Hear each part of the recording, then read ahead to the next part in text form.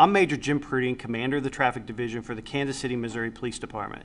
The City of Kansas City recently passed a new seatbelt ordinance with the goal of increasing seatbelt usage on Kansas City streets and reducing the number of fatality and serious injury vehiculars.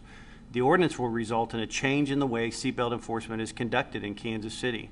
The new ordinance elevates Kansas City seatbelt law from what was considered a secondary to a primary law.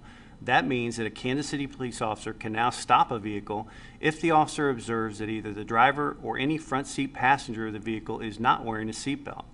Each unbuckled occupant can then be issued a citation that carries a fine of $50. Why was this change made?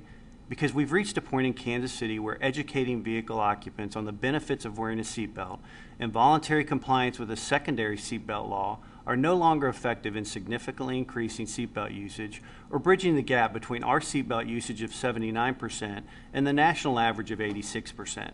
That point is most evident in the fact that in Kansas City last year, 68% of the victims of a fatality accident in a passenger vehicle were not wearing seatbelts. Many of these lives could have been saved. This tragic loss of life and the increased occurrence of serious injury from not wearing a seatbelt is an unnecessary consequence of driving or being a passenger in a motor vehicle. For drivers and front seat passengers, seatbelts reduce the risk of death by 45% and cut the risk of serious injury by 50%. Wearing a seatbelt is not a personal choice issue. It's a safety issue, it's a common sense issue, and it's the law. Seatbelts save lives. So buckle up, Kansas City, and arrive alive.